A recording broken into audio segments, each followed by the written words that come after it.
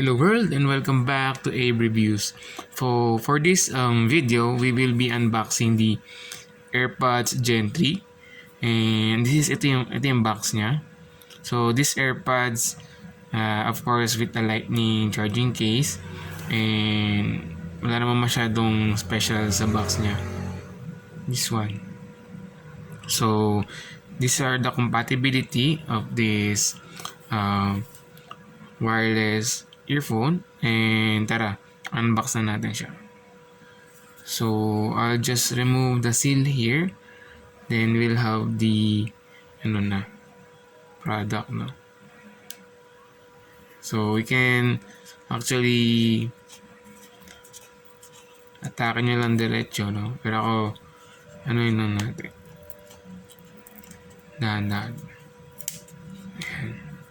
Then let's open the box.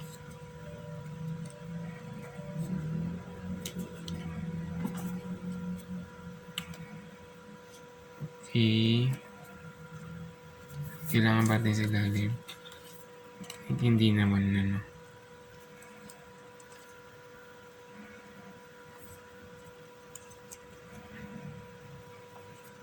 Okay, hindi siya katulad sa iPhone na kaya.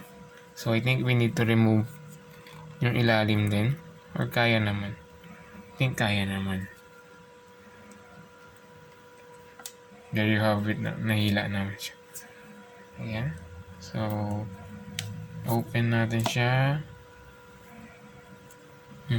Mukhang nga.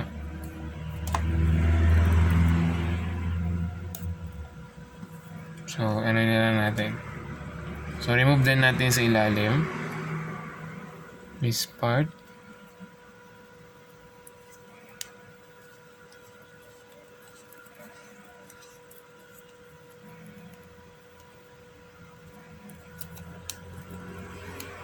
There.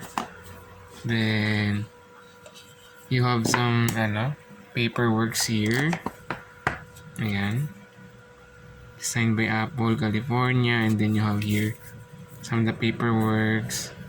And so I'm not sure if may sticker. Wala namang sticker, no? Ayan.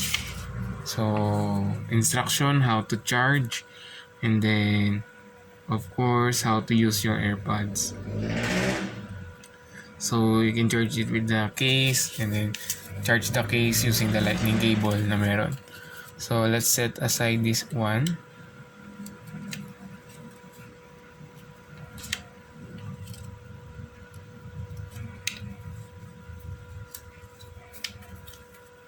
And then ito na yung ating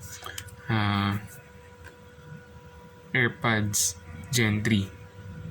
So I'll remove this plastic here. Ayan. Para ilabas yung ating AirPods.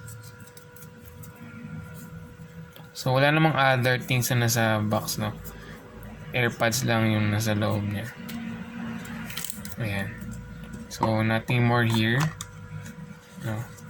You have the cable pala. So this is the lightning cable where you can charge your AirPods, and you can use that one. So I'm using a different lightning cable, so hindi ko na siya gagamitin. So we can leave this one there.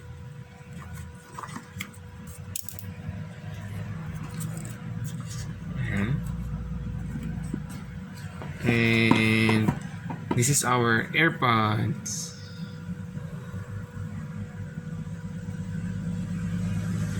Ayan siya. So ito yung charging port niya, which is the lightning cable port. Ayan. And then pag in-open nyo, and ito na siya. So we can actually connect this one to our phone. I-on lang natin yung Bluetooth.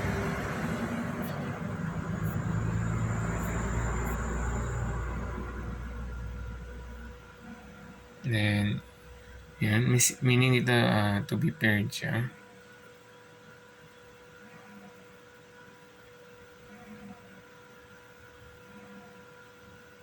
And yan, on nyo lang yung Bluetooth, and then just click connect. Then of course you will be connected. Ayan. So media control, this is the control of the press once, either the AirPods. Ayan. Then you can announce call to customize, announce calls and notification. No need na. Ayan. So connected na siya. And let's try this one. If okay ba yung sounds, no? Or the mic, no? If you're using it. And so hello guys, I'm using OBS Studio and I'm using the mic of the AirPods and I'll be just playing some chords here and I'm not sure if rinig siya sa AirPods. Meron din background sound pero hindi ko lang kung naririnig. Ayan. So I'll be changing my mic to the laptop's default mic. Change lang natin here. Okay, this is